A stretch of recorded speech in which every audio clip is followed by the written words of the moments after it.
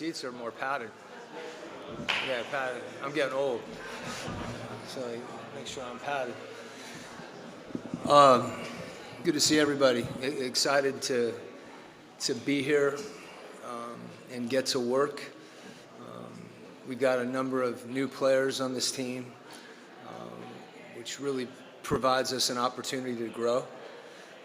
It's going to take some time for us to integrate everybody. That also can be an exciting process.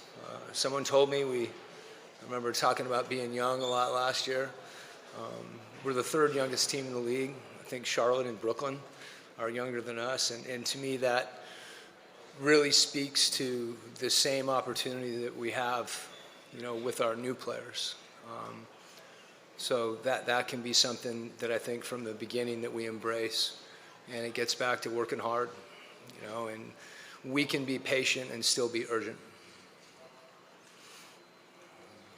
Hey, Lauren. I don't know. Oh, there we go. Other than the opportunity to grow, what do you like exactly about this roster construction with how you have so much depth at the five and in the front court? Yeah, I think we'll find out more and more about our team as we start to practice and play. Speaking specifically to some of our new guys, I think Nikhil gives us, another player that's capable of really defending at the point of attack, which I think is really important.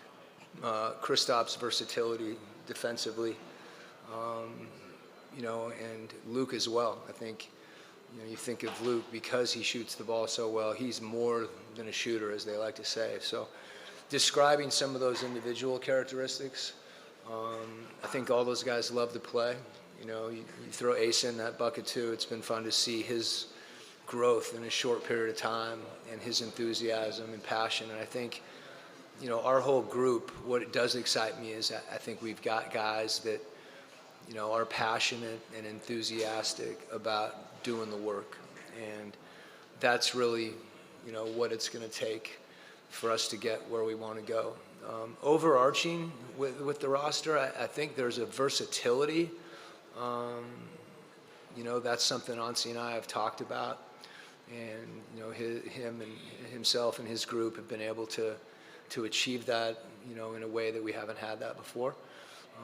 So that versatility, the balance, I think is also, something that is significant for us. Those different qualities, and I like to think that I think the players that we have are excited about the group as a whole, the guys that are coming back and the people we're adding. And every year, every season, you turn a page. And I think for our group, tomorrow being kind of the start of a new race, a new lifetime, and really embracing that.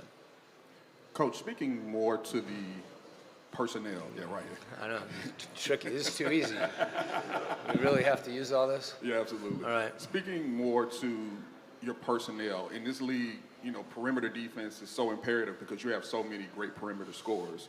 So when you look at guys like Nikhil, who's a new addition, and you're pairing him with Dyson, how excited are you about possibly forming one of the more ferocious perimeter defensive units in the league, especially with those two having them on the floor together at times? Yeah, everything you said is true, and and not to diminish my enthusiasm about having those guys, I think, but it's still five guys on the court, and the best defense is everybody's defending, and they're collectively helping one another. Anytime you improve, whether it's Kristaps' ability to protect the rim in a way, as you mentioned, you said it better than I could with Nikhil and Dyson. I'm excited about that. I think what happens is, like anything, players that are really good at something have the ability to raise everybody's level. And that's the way that we need to approach having those skill sets, where it's not, hey, you just stop your guy. It's still about the Hawks, getting stops. And to expand on that a little bit, our ability to make plays, to create havoc, is tremendously important for us on the other end of the floor. And that's, I think, our style of play. Any team's style of play should reflect their strengths and give you an opportunity to maximize your personnel. So part of maximizing, Nikhil and Dyson, other guys, being able to make plays and, take a one-on-one matchup is us, having an opportunity to make a team pay at the other end. And that goes to pace. It's little things. We didn't do a great job of converting last year, and we need to be better at that. That wasn't pretty all the time, whether it was errant passes or poor spacing. And I think over time that's something that you improve on, and it's important for us to improve on it. We'll circle it all the way back to, you don't have as many opportunities to do that if you don't have those guys, those on-ball defenders. Hey, good morning, Coach. Good morning. We've seen Trey grow tremendously as a leader and both on the defensive side of the ball, like working with you and since during your tenure, as the Hawks head coach. As you go into camp, do you have any challenges or any expectations that you'll set for Trey as the season gets ready to begin? We had a chance, just Trey and I, to sit down last week. And I want to set the bar for him high. It's interesting when you have a player that has achieved as much as he has at a young age. I think at times you're looking for ways to get better. And you mentioned a few of them. I think the key word for Trey is efficiency. And for him to be efficient and for that to be the primary focus, whatever that looks like. If that looks like more of this or less of this, or however that game evolves, I think what you're going to see is Trey having to feel the game in a way to find the areas in a given game where he can contribute and be most efficient. So there's games that's going to mean scoring more. There's games when he's going to be passing more. I think the constants are going to be him forcing pace and not just pushing the ball off the dribble, but passing ahead. He was one of the very best in the league, if not the best, on passing ahead. So we've talked about doing that even more, different type of passes ahead, and that's something, he enjoys doing. And so helping us with our pace is a huge thing that comes every night. And again, it might be differently how he does that. And then the other thing that he's got to do every night is be efficient defensively. People attack him, and because they know it has an impact on him offensively. They try to fatigue him. And when you have a player that is as good on the ball as Dyson's been, they try to put Trey on the ball. It's like basic logic.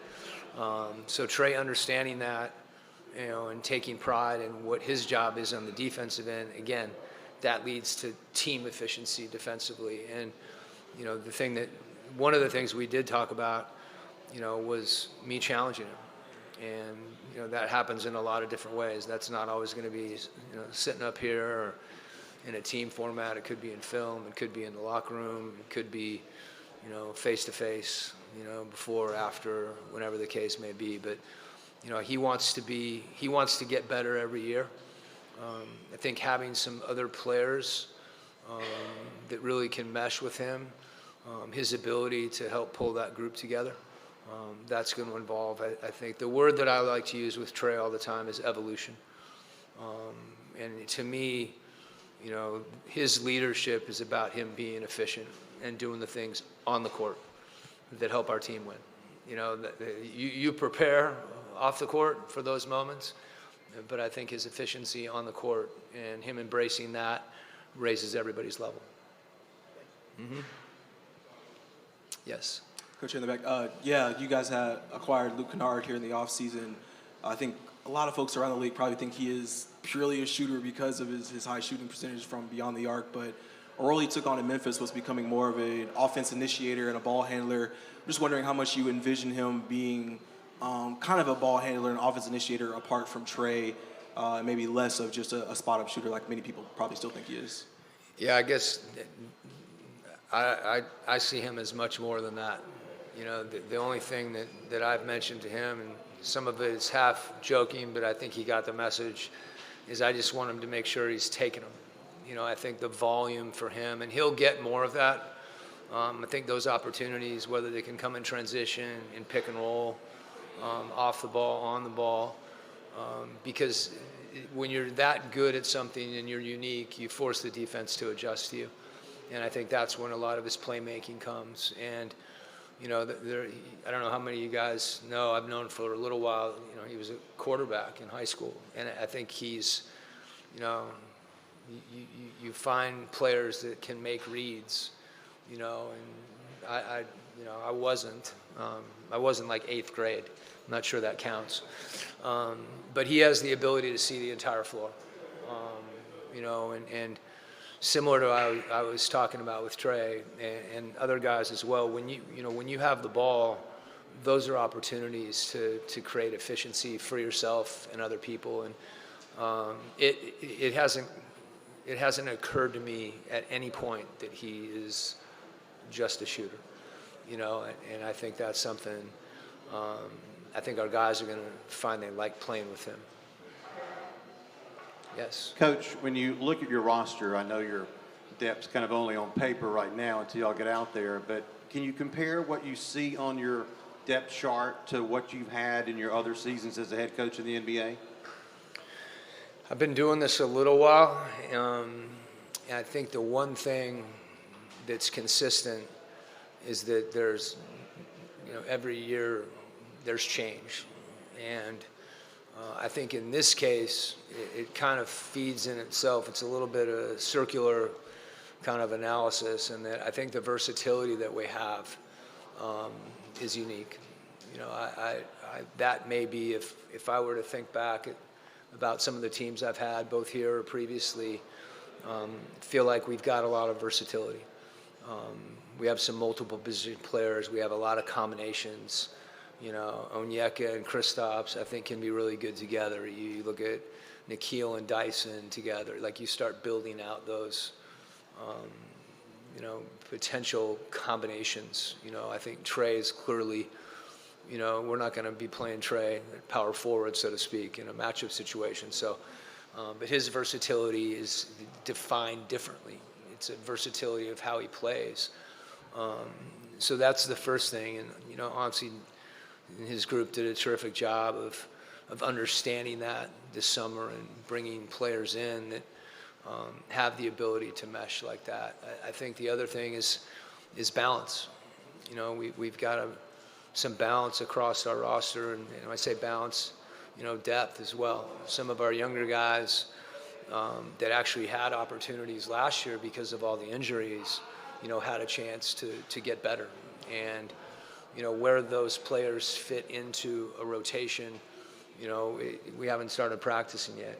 I think the biggest challenge with that is, you know, the balance between having continuity and having change, you know, on a game-to-game basis. For our team to be as good as I think we need to be and want to be, our players have to understand that every game is different, not just from the standpoint that minutes might fluctuate or rotations are different, but every game is potentially going to require something different of different players. But we do have the ability and have the versatility, I think, whether it be matchups or style, you know, to play a few different ways. And we've got a group that, because there are so many new guys that create new combinations, I think I mentioned earlier, I think I said that we have to be patient, understand this is a slow burn. But that doesn't mean we can't be urgent about, you know, focusing and pursuing that. Coach, Yeah. Go ahead. Coach, the injury to Jalen Johnson last year was a big blow for this team. With Jalen returning and that newfound versatility, where do you see this team getting to possibly this season? You know, I think projections like that are never something that is my focus.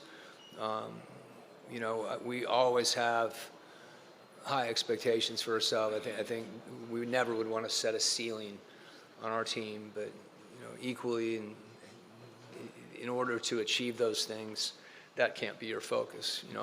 Our focus has to be, on every day, trying to improve and bringing that mentality, that humility, that energy, that commitment, and that's really what propels that growth and helps you maximize who you are as a group. You mentioned Jalen. I think Jalen may be as excited as anybody, to get going. He's worked unbelievably hard to come back from some injury situations that I know were frustrating for him because he loves to play. But I also think he's another guy that, we have to be patient with. Jalen's, young is a relative concept, on our team. But I would throw Jalen in the young bucket. And I think he understands that. But you can still be good when you're young, and he's that. I think like some of our other guys, the key for Jalen is to be efficient. And because of his versatility, he can impact the game a lot of ways. He's an elite defensive rebounder. So when he grabs it off the rim and pushes it and either attacks the rim or passes it, it's pretty hard to guard. But I want him to do more than that. He wants to do more than that. His teammates want him to do more than that. We have a lot of guys that can do more, but we have to be focused on doing more collectively. And how everybody can't, quote unquote, do more all at once. We have to read the game, and that's where our efficiency comes from. But similar to our team, you always want more, but that can't be your focus, whether it be your individual production or anything external. We need to keep our focus where, by placing it in the place that gives us the greatest probability for success. Quin, when you say that that you want this team to be patient yet urgent, do you mean that in the macro sense or the micro sense or both? And what I mean, macro sense as an entire franchise team, micro sense as far as just individual players and that sort of thing. That's a good point. I would say both. I think they go hand in hand. I don't know how many players are still on our roster from 2 years ago when I started, maybe 3. And we've got the 3rd youngest team in the league. So that kind of speaks to it. I don't know how you can conclude anything else than macro patience from that.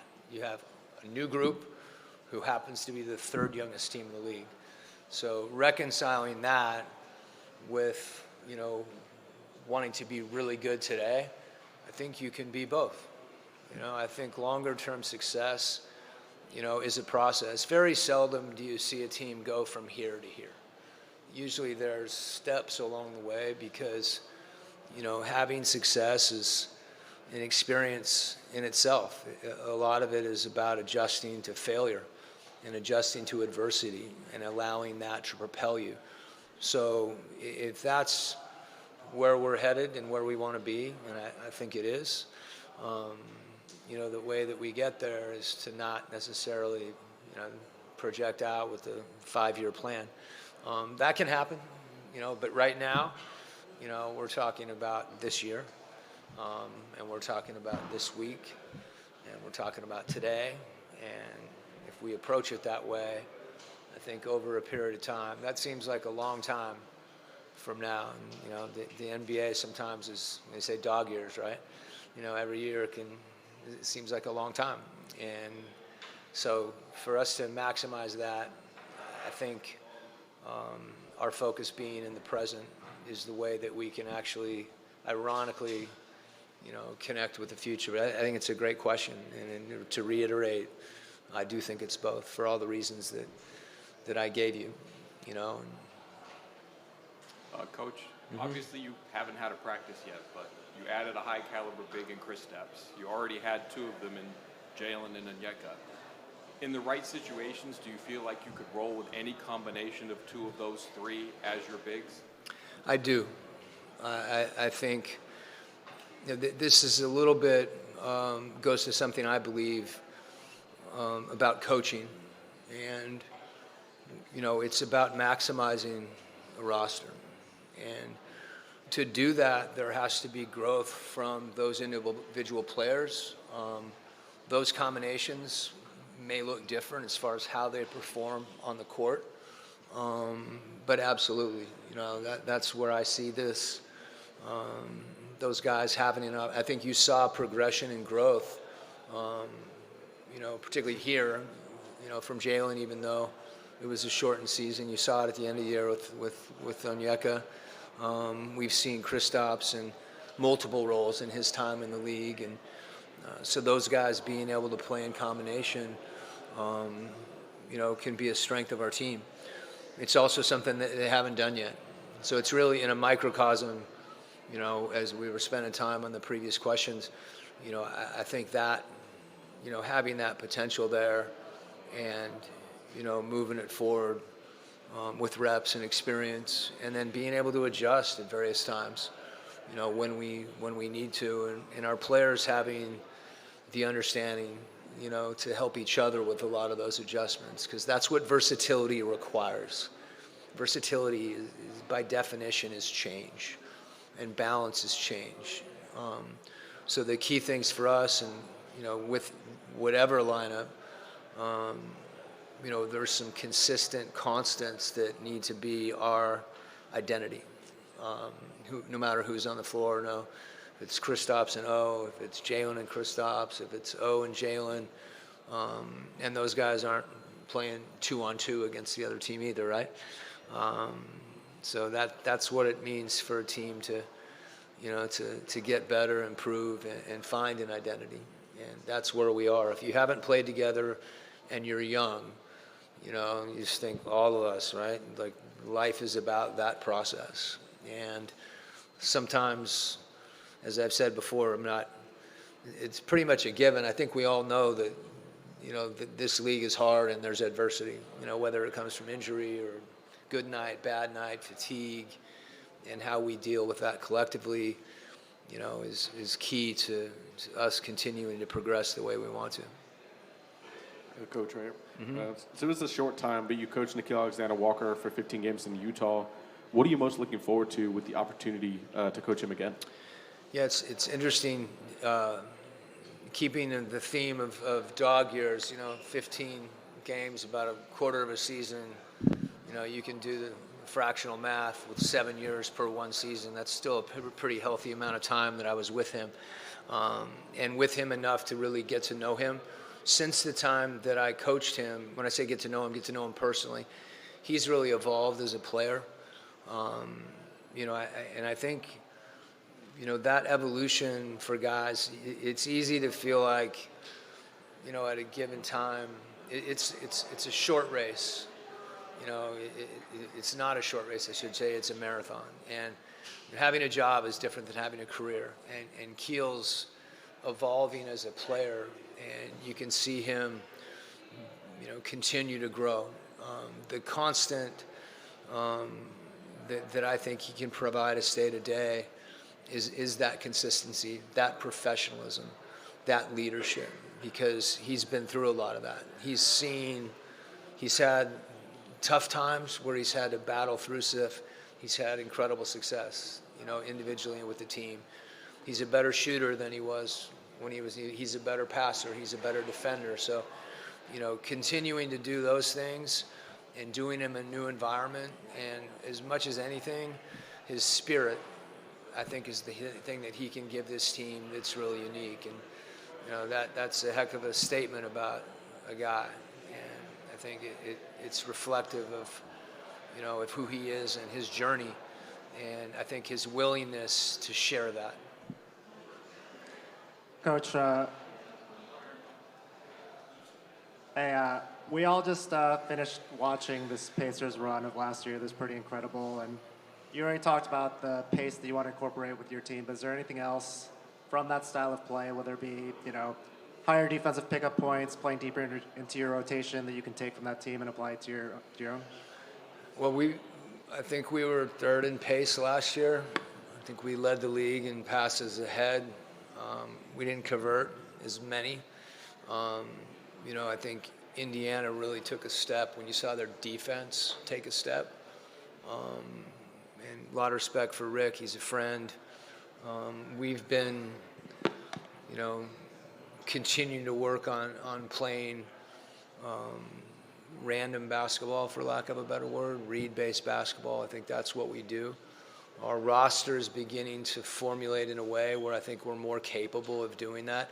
It goes to both as a coach, kind of how you feel, your team should have the most success playing a certain way. That's been an evolution for a lot of our guys, for Trey in particular. He's playing more pick and roll with smalls.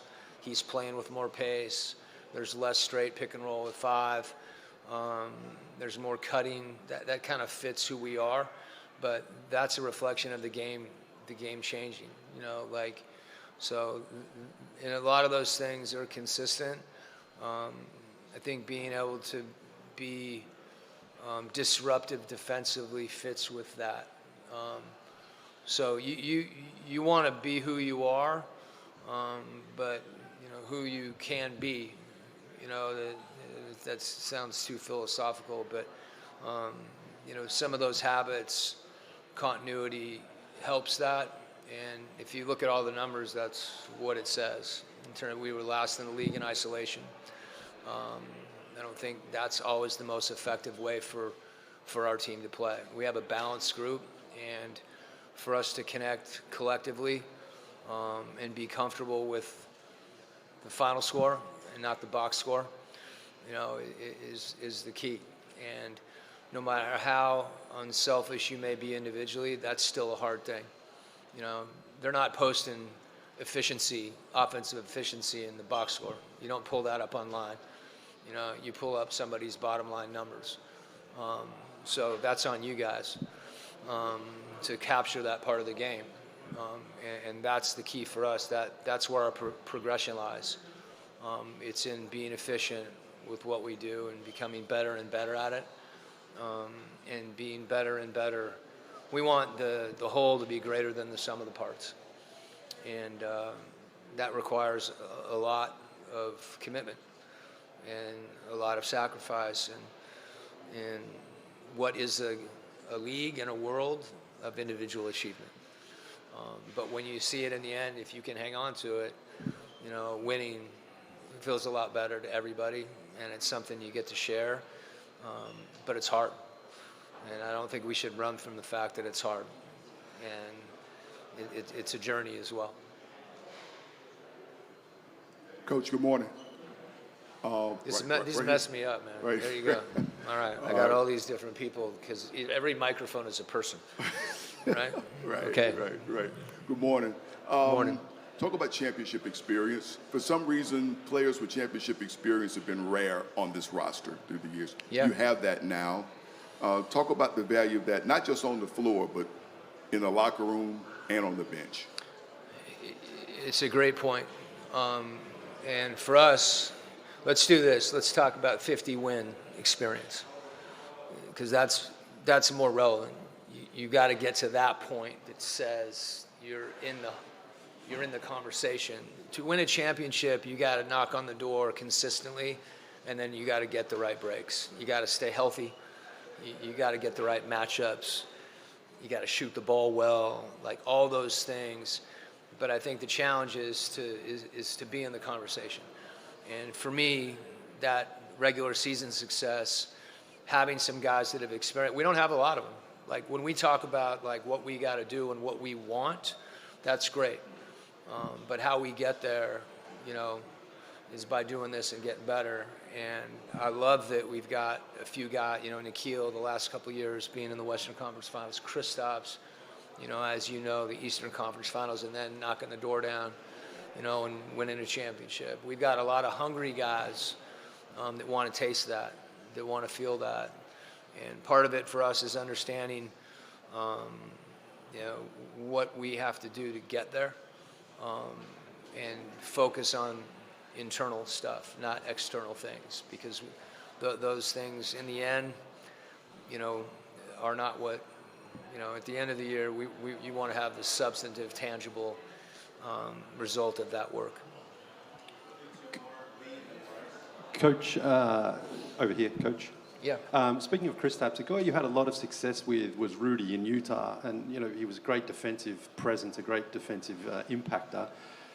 Kristaps is not quite the same player as Rudy, but he's a similar size. Not quite the same player? Well, he's different. What do they have in common? They're both 7'2", well, to that point, that's what I mean. Yeah, I understand. Do you envision Rim protection? Exactly. Okay. Do you think Kristaps can have a similar or the same sort of impact that Rudy had defensively on your teams in Utah? It's a good question. And it's a big picture question. And this is something that I think that is good for everybody to kind of understand. This game is so different today than it was 5 years ago. The impact that a big could have on the rim, the straight logic is keep them as close to the rim as you can. So what Kristaps can do with a matchup situation is make someone have to guard him out on the floor. That forces a cross match. There's all kinds of things that are going on there where defensively you try to utilize your players the best way you can. Not to dwell in the past, but that's what Rudy did. In Kristaps' case, he's going to do more in different ways. It's probably not that it's hard to do that. It's hard for rim protectors across this league right now to have the same impact. It's still real, no question about it. No question about it. But for us to protect the paint as a team, and then have that back line. I think just having that back line isn't enough.